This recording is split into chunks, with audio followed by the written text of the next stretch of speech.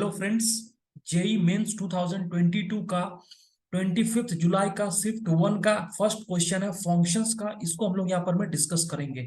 बहुत ही अच्छा सवाल है बच्चों। क्वेश्चन क्या है? Total number of functions F defined from the set 1 2 3 4 to 1 2 3 4 5 6 such that F of 1 plus F of 2 equal to 3 is equal to. यानी आपके पास में एफ कोई फंक्शंस है, ठीक है ना। और एफ फंक्शन कहां से कहां तक चल रहा है? एफ का डोमेन जो है बच्चों, एफ का डोमेन क्या है? 1 2 3 4। और को डोमेन क्या है? 1 2 3 4 5 6।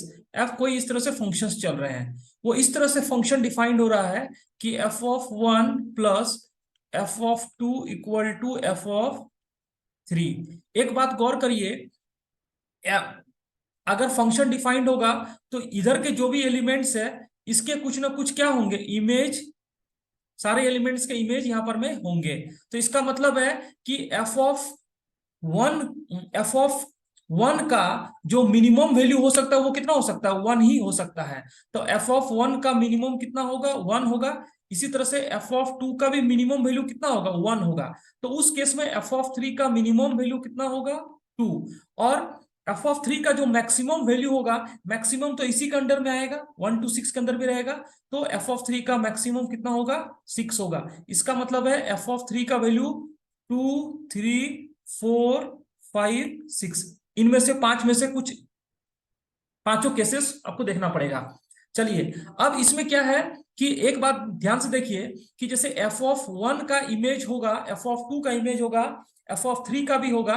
फोर के बारे में कुछ नहीं बता रहा है बच्चों। तो फोर जो एलिमेंट है उसका भी कोई ना कोई इमेज होना पड़ेगा। तो फोर के लिए कितने केसेस है? फोर के लिए कभी भी जो एफ ऑफ फोर है इसका वैल्यू में कुछ नहीं बोला गया है। यहाँ पर में फोर के बारे में कोई डिस्कशन नहीं किया गया है।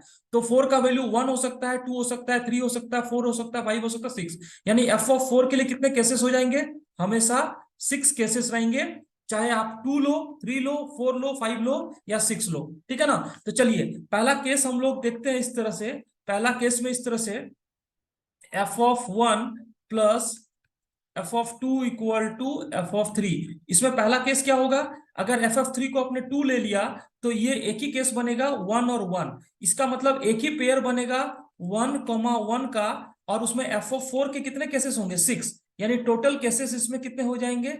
6 केसेस हो जाएंगे। मैं एक आपको बना के दिखा देता हूं, एक केस आप समझ जाओगे इसको, ठीक है ना। जैसे 1 2 3 4, 1 2 3 4 5 6। इसमें एफ ऑफ वन का value one, F of two का भी वैल्यू वन। तो एफ ऑफ थ्री का वैल्यू कितना होगा? टू। अब फोर के पास कुछ भी हो सकता है, चाहे तो फोर आपको वन में जाए, चाहे तो टू में जाए, थ्री में जाए, फोर में जाए, फाइव में जाए, सिक्स जाए। इसमें टोटल फंक्शन कितने हो जाएंगे? 6 केसेस हो जाएंगे। इसी तरह से जो सेकेंड नंबर केस हो जाएगा हमारे पास में, वो कितना होगा? F of one plus F of two equal to F of three. इसमें सेकंड नंबर में कितना आ जाएगा? थ्री आ जाएगा। थ्री के लिए कितना होगा? 2 1। तो ये थ्री, और ये 1 2 भी होगा तो क्या कितना होगा? थ्री। इसमें भी एफ ऑफ फोर के पास में कितने ऑप्शन होंगे? 6। इसमें भी एफ ऑफ फोर के पास में कितने ऑप्शन होंगे? 6। तो इस केस में टोटल कितने फंक्शन होंगे? 12 फंक्शन हो जाएंगे। यानी फर्स्ट केस में 6 फंक्शन, दूसरे केस में 12 फंक्शन। तीसरा कौन सा लेंगे? F of three equal to four. Third में f of three equal to four, यानी f of three equal to four. तो इसमें F of one plus F of two equal to four. तो इसमें कितना हो जाएगा? फोर में एक 3 1, एक 1 3, एक 2 2।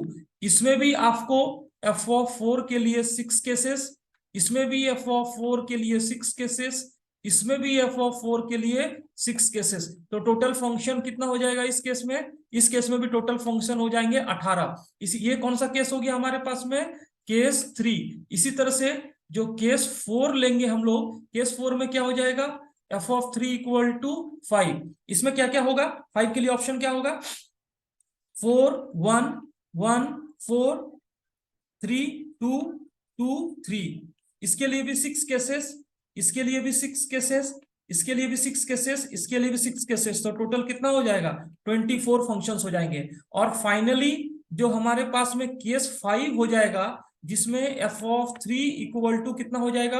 F of three equal to आपको 6 हो जाएगा। 6 के केस में कितना हो जाएगा?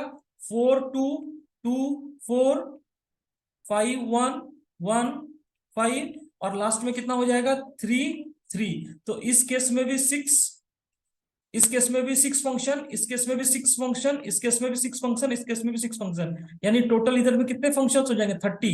तो कुल मिला के टोटल फंक्शन कितना होगा, total number of such functions, total number of such functions में देखो इसमें 6 केसेस है, टोटल जो फंक्शन हो जाएगा हमारे पास में वो हो जाएगा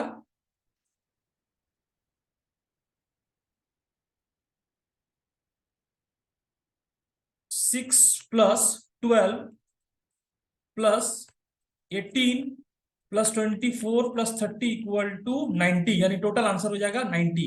अब आप ध्यान दो कि f(3) का वैल्यू 6 से ज्यादा होगा नहीं और मिनिमम 2 है, तो इतने ही पॉसिबल केसेस होंगे, यानी टोटल नंबर ऑफ फंक्शंस कितने हो जाएंगे बच्चों, 90 हो जाएंगे। आई होप आपको क्वेश्चन समझ में आया होगा, किस तरह से इस क्वेश्चन को हम लोग सॉल्व कर सकते हैं। तो आप कमेंट करके बताइए आपको सॉल्यूशन कैसा लगा।